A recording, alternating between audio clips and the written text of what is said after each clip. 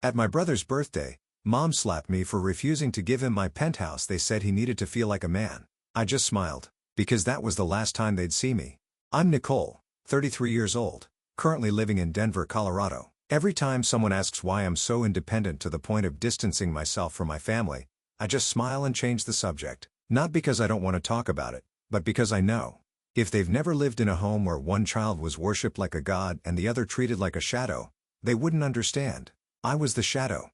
My brother, Brandon, is 4 years older than me. He was the firstborn, the pride and joy of our parents, Margaret and Stanley. To them, Brandon was everything, the future of the family, the heir, the gifted one, no matter what he did or did he do. We grew up in a 2-story house in the suburbs near Colorado Springs. 3 small bedrooms, a little backyard fenced in white wood, and an old swing I was never allowed to sit on for too long because it was Brandon's spot. My dad was an electrician. My mom worked part-time as a librarian, and their whole world revolved around their only son. I remember when Brandon shattered our neighbor's window while playing soccer indoors, even though our parents had told him not to. When the angry neighbor called, my mom just chuckled. Boys will be boys. He's just a little energetic. But me? I broke a dish while doing the dishes at 9 years old and my dad dragged me into the living room and snapped, "Nicole, you need to be more careful. Don't cause more trouble." In 5th grade, I won first place in a statewide writing contest. It was a story about baking cookies with Grandma. I rushed home, hands shaking with excitement, holding the certificate. My mom glanced at it and said, "That's nice. Now go clean your room, Dr. Miller is coming over soon." That same day, Brandon was given $20 to buy a new video game because he passed his biology exam with a C. I'm not kidding. For a long time, I believed that if I just tried harder, studied more, behaved better, my mom would look at me the way she looked at Brandon. But that look never belonged to me. I was the one clearing dishes, babysitting, standing behind the camera during Christmas photos. Whether I wore a pretty dress or old pajamas, I was still Brandon's little sister. Never just Nicole. Brandon could skip class, oversleep, even get suspended for 3 days after fighting. And Mom would still cook him a special dinner so he could regain his strength. If I caught a fever and stayed in bed, I had to make instant noodles for myself if I didn't want to go hungry. I once overheard my dad telling a neighbor, "Brandon just needs the right mentor. He's got real potential." As for me, I never once heard him say I was capable of anything. When I earned a full scholarship to the University of Oregon, my mom's only reaction was, "Are you sure it's okay to be that far from home? Brandon needs tutoring support, you know." The day I left for college, no one saw me off. No hugs, no teary goodbyes. I wheeled my suitcase out to the bus station at 6 o'clock in the morning just as the sky was starting to brighten. Brandon was still asleep. My mom was arguing with my dad about the power bill. And I told myself quietly, this time, I won't look back. I started college with $420 in my account, a suitcase of clothes, and an old laptop donated by my high school math teacher through a program for underprivileged students. The dorm was cramped, dinners were canned noodles and clearance bananas, but I'd never tasted freedom so sweet. I chose Oregon State University, over 3 hours from home. No one from my family came with me. I took the bus, then dragged my suitcase through the misty fall rain from the station to the campus gates. When I texted my mom to say I'd arrived, her only reply was, "Take care of yourself." Brandon didn't respond. He was busy planning a semester off to reconnect with his creative energy. I worked at a coffee shop near campus from 5 to 9 every morning before class. On weekends, I cleaned conference rooms and the library for extra hours. Sometimes, I edited essays for international students, $12 a paper. At night, I studied in the reading room, setting an alarm to make it to the late-night shift at the computer lab. Meanwhile, Brandon was posting photos from Breckenridge ski slopes on Instagram captioned, "There's no such thing as failure, just stepping stones for artistic growth." He was fully funded by my parents to attend the New York Institute of Multimedia Design after dropping out of his first college just 4 months in because the curriculum lacked creativity. When I asked my mom, "Where did you get the money for a private school for him?" she replied flatly, "My mother needs the right environment." "You got a scholarship, didn't you?" 3 years later, Brandon was back home again. His second school ended as abruptly as a party he didn't like. Then came the third, a fine arts institute in Santa Fe. He lasted 2 semesters. This time the excuse was New Mexico's air is too dry. It stifles creativity. I kept pushing forward. My major was computer science, but I took extra courses in applied math and business to expand my options. Every dollar I earned was tracked in an Excel sheet. Every expense scrutinized down to the penny. I couldn't afford to go home for Thanksgiving in my second year. I picked up extra holiday shifts at an electronics store. After graduation, I landed a software developer role at TechCorp, a rising tech firm in Salt Lake City. I moved to Utah in a used Honda I bought for $1,200 and rented a tiny studio overlooking a parking lot. I still packed lunch every day, reused old pens, and never once considered a vacation. Brandon, still living with our parents at nearly 30, trying his hand at reselling limited edition sneakers. He quit after 2 months because customers complained too much. When I called home to share that I got a raise 6 months into my job, my mom sighed. Brandon's under a lot of stress right now. Maybe don't bring up money. I smiled faintly and hung up. Then I dove into online courses for JavaScript and Python to improve my promotion chances. At 30, I became a technical team lead. The salary was enough for me to buy a 2-bedroom apartment in downtown Salt Lake, a dream I once thought was out of reach. I invited a few close coworkers for a dinner to celebrate. One of them, Jessica, a senior developer from the 90s, listened to my story about Brandon and my family. She shook her head. You don't owe them anything, Nicole. No one has the right to make you feel guilty for standing on your own. I knew she was right. But knowing didn't numb the sting I felt each time I saw a message from my mom pop up. Brandon wants to start a new business. We think you could help him with a bit of startup money. I had hesitated before. I had given in, transferred $500 just to avoid the hassle. But the messages became more frequent, the tone more commanding, and then came a request I never saw coming. Something so outrageous, it almost seemed like a joke. But to them it was only fair because you're family. I signed the contract for the Penthouse on a softly sunlit afternoon in mid-April, the exact day marking 3 years since I was promoted at TechCorp. Perched on the 38th floor of a glass tower in downtown Salt Lake City, the apartment spanned over 2,000 square feet with high ceilings, white oak floors, and floor-to-ceiling windows overlooking the snow-capped Wasatch Mountains. It took me nearly 7 years of saving just to afford the down payment. No loans from anyone, not a single dollar from my parents. Every cent in this home came from nights spent debugging until sunrise, from holidays canceled to meet project deadlines, and from hundreds of overtime hours that no one asked me to work. On move-in day, I stood in the empty living room watching the afternoon light spill across the marble kitchen island and cried. Not from exhaustion, but because for the first time in my life, I owned something that was entirely mine. No permission needed, no sharing required. I didn't rush to tell my family. My accomplishments had always been met with either sarcasm or an uncomfortable silence. But Jessica, my closest colleague, was different. She showed up with 2 bottles of white wine and a bouquet of sunflowers, which she placed right in the center of my kitchen. To Nicole, the woman who made her dream real without anyone steering the wheel for her. I smiled, but somewhere deep inside a strange feeling lingered, as if I had just stepped into a world I wasn't supposed to belong to. 3 weeks later, I invited my family over for dinner to show them the new place. I still wanted, just once, to see my mother look at me with genuine pride. I had prepared the blueberry glazed roast she used to love and made the cinnamon waffles my dad always had on weekends. As for Brandon, I bought the exact brand of craft beer he used to check in constantly online. They arrived nearly an hour late. My mom walked in, looked around the apartment, and said, "The building's management fees must be steep." My dad didn't offer congratulations. He just asked, "Are you sure you can handle the mortgage? The market's not looking great." Brandon strolled through, opening cabinets without asking, then muttered coldly, "It's fine. Kinda lonely though. No one else living here?" I stayed quiet, set the table, forced a smile, trying to cling to the faintest sliver of hope. During dinner, the conversation revolved almost entirely around Brandon landing a spot at a startup, one he hoped won't be constrained by rigid corporate structures. My mom said that 3 times. My dad nodded each time, as if discussing an undiscovered genius. I gently mentioned, I was just invited to lead a smart city project here in Salt Lake. My mom merely said, then pivoted to looking for a new apartment for Brandon because it's getting a little cramped living with us. After dinner, I stood at the sink washing dishes when I heard Brandon step out onto the balcony and loudly say into his phone, "Yeah, my little sister's living like this, penthouse and all. She's really lucked out." I rinsed my hands and stood still at the sink. Something inside me cracked.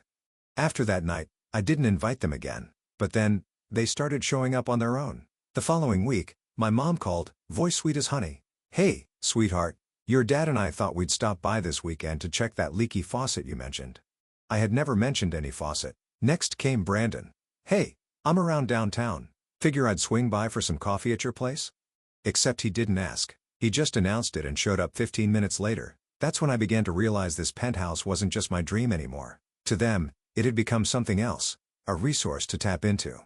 One afternoon during a remote meeting with a client, my doorbell rang. Non-stop. I glanced at the security camera. There they were, My parents and Brandon each holding a large duffel bag, as if they were moving in. Ever since that dinner night at my place, the calls and messages started pouring in. But not to check on how I was doing. They gradually took on a familiar tone, subtle hints, loaded suggestions, and repeated phrases designed to make me feel like I owed them something. One Monday morning, as I was prepping for a presentation with the executive director about a new project, my mom called. Her voice was sweet but urgent. "Nicole, I know you're busy, but Brandon, he's going through a tough time." I put her on speaker while adjusting my slides. Did he quit his job again? Not exactly. The company had some staffing changes, and they no longer aligned with his creative vision. It sounded exactly like what she'd said last time and the time before that.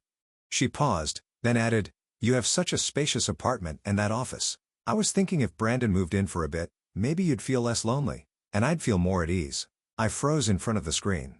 The air in the room thickened. "Mom, that's my work office, and I need my own space. Why are you being so selfish, Nicole?" Her tone lowered, dripping with disappointment. "You live alone. What's so hard about sharing with your own brother?" I didn't respond right away. In the background, I heard my dad cut in. "Just 6 months, just to help him get on his feet." 6 months, I thought. With Brandon, temporary always meant indefinite. Less than 3 days later, I received an email from Brandon. Not to apologize for being rude the other night. Not to thank me for hosting the family, but with an Excel spreadsheet titled Startup Launch Budget. It included filming equipment rental, marketing costs, and even temporary lodging at supportive location, which clearly meant my apartment. I stayed silent and didn't reply. A week later, he texted, "Nicole, I need $700 to cover my credit card bill. The bank's threatening to freeze my account." I wasn't going to respond, but as usual, I caved. I transferred $400 with a note last time. My mom called the very next day. "I don't want to bother you, but Brandon just got rejected from another interview. He's so down, hasn't eaten all day. Could you stop by, maybe bring some of his favorite food?" "I'm not available, Mom. You've changed so much." At that point, I felt suffocated. These were the same people who didn't show up to my graduation, who never checked in when I was sick in bed for a week, now acting like I was responsible for every one of Brandon's failures. One afternoon, after back-to-back meetings, I came home and unlocked the door, only to stop cold.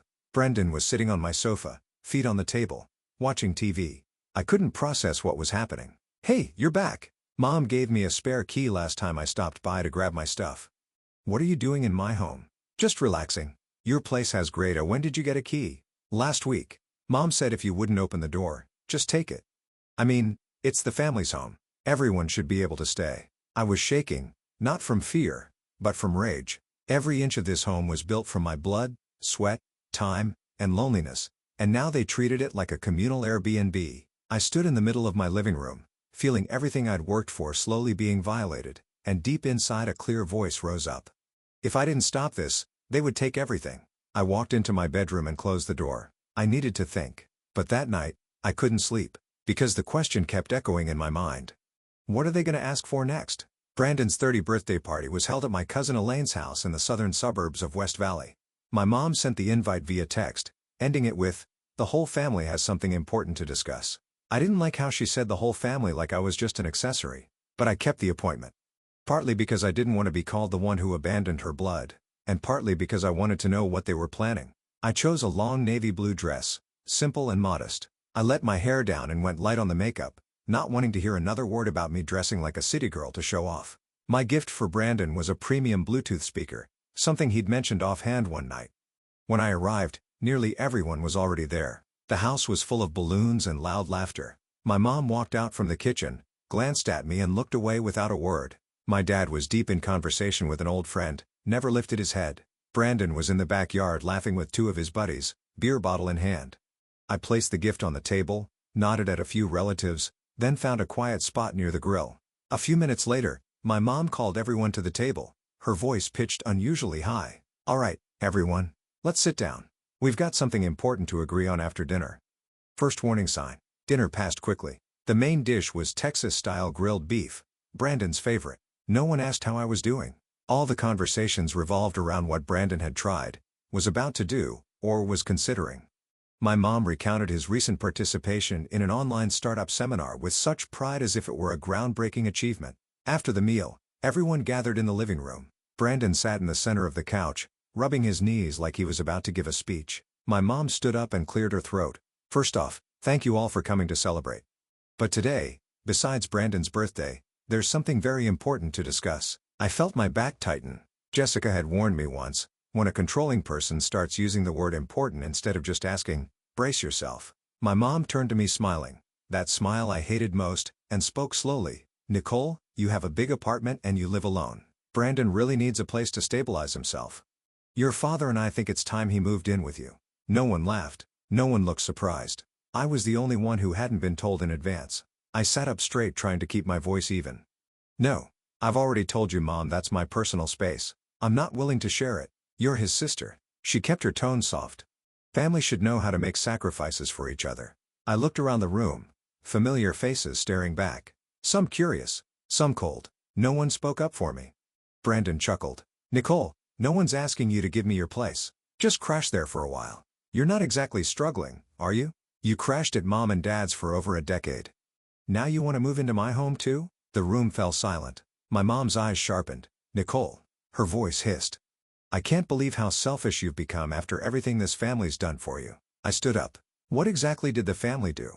No one paid a cent for my college. No one showed up when I graduated. But now you expect me to share everything I've worked for? My mom stepped closer. My dad stayed seated, silent. The relatives began whispering and backing away. Brandon looked at me with an expression I'd never seen before, like I was the last obstacle in his way. Amen. Her slap landed squarely on my cheek. A burning sting spread instantly. Everything froze. A long, heavy silence. No one cried out. No one moved. No one shielded me. I turned to face my mother. Her breathing was heavy, eyes blazing. You'll regret your attitude tonight. I looked around at each person in that room. My dad turned away. Elaine stared at the floor. Brandon crossed his arms, unmoved. I picked up my purse, stepped backward. Before reaching the door, I said, no, I won't regret this, but all of you will. I shut the door behind me, stepped into the night, and didn't look back. I drove home in silence. My cheek still burned from the slap, but what hurt more was the silence. Not a single person had spoken up for me. Not one look of surprise or disapproval. That slap wasn't just for my mother. It was a collective declaration that I was never someone worth defending. By the time I pulled into the parking garage beneath my building, my hands were still shaking. I sat in the car for nearly 10 minutes, taking deep breaths. For the first time in years, I felt like a scolded 15-year-old. Except now, I was old enough to never let it happen again. I walked into my apartment, the only place I truly controlled. I poured a glass of water and set my phone on the kitchen counter. It lit up nonstop. Nicole, I'm very disappointed in you. Thanks though. Is that how a daughter should act? Brandon said you embarrassed everyone. Family means forgiving and enduring, not walking away. I didn't read any further. I blocked each number one by one with a calmness that felt ice cold. Then I opened my email and scheduled an emergency appointment with the corporate attorney who'd once helped me with TechCore NDA. The next afternoon, I sat in Carla Jensen's office with printed messages, screenshots from my apartment's security camera showing my parents' and Brandon's unannounced visits, and a written account of the slap in front of witnesses. Carla looked up after reading everything. Nicole, this won't be easy to hear, but this is a pattern of emotional harassment and abuse. Does it still count as harassment if it's from family? The law doesn't excuse relatives when behavior crosses legal boundaries, and under Utah state law, that slap qualifies as misdemeanor physical assault. I swallowed hard, Carla continued. I'll prepare a formal document, a cease contact order, including a no trespassing notice for your home and workplace with a warning of legal action if the harassment continues. We agreed to call it a personal boundary respect request. After the meeting, I didn't head home right away. I drove aimlessly through small roads around Liberty Lake. Autumn had arrived and the trees were glowing with amber and gold. It was breathtaking. But I felt nothing, as if all the colors inside me had been torn apart. That evening, I visited an old website I bookmarked back in college, a directory of licensed therapists in Utah. I chose Dr. Vanessa Moore, who specialized in family trauma and scapegoat syndrome, when one family member is cast as the problem in an unhealthy system. A week later, I had my first session. The therapy room was in a cozy red brick building near Sugar House with soft lighting and a cream-colored armchair. Dr. Moore listened for the entire 50-minute session without interrupting. When I finally stopped, because I couldn't go on, she asked gently, Nicole, are you aware you've just described a textbook emotionally abusive family system? I just thought I was weak for being the only one who always felt angry and tired. No. You're the only one still capable of sensing that something's deeply wrong. I sat frozen, not because I was shocked, but because someone had finally said what I'd been suspecting for 20 years. From that night on, I began journaling every evening, not to assign blame, but to clearly see what I'd long accepted as normal. That I was expected to give without asking in return. That I wasn't allowed to feel tired. That every success of mine was perceived as a threat to Brandon's status. 2 weeks later, I taped copies of Carlo's letter on my front door in the elevator on the 38th floor, the one leading to my penthouse. The building staff had been briefed. Anyone trying to reach me without an appointment would be turned away, and security would be called if necessary. 3 days later, Brandon showed up. Told the front desk I'd forgotten important documents. The cameras caught him storming off when denied access. I saved the footage to my personal hard drive. That night, I didn't feel triumphant, but I felt quiet. No more knocking. No more calls. I chose Evergreen Junction, a restaurant on the edge of Mill Creek where warm yellow lights reflected off exposed brick walls, creating an atmosphere both cozy and composed, perfect for a conversation, with no room left for emotional outbursts. I reserved a private room and informed the manager that if things escalated, staff were authorized to enter under the pretense of checking service. I arrived 20 minutes early. I brought 3 printed copies of a document, thick paper clipped into black folders. The contents were concise, direct, personal boundaries that were no longer negotiable. The first sentence read, "I'm not banning you from my life, but I will decide where you belong in it." My parents arrived on time. Dad wore a white button down, his tie undone. Avoiding my gaze, Mom clutched her purse, lips pursed tightly, walking in like she was preparing for a courtroom. Hearing Brandon showed up 10 minutes late in a hoodie and sweatpants, hands in pockets, face unapologetic. I stood and greeted them. No one shook my hand. That was fine. I no longer expected it. Once the server poured water and left, I spoke first. "I invited you here today to clarify a few things. This isn't an apology dinner and it's not about patching things up. It's about establishing something that should have existed long ago. Boundaries." My mother scoffed.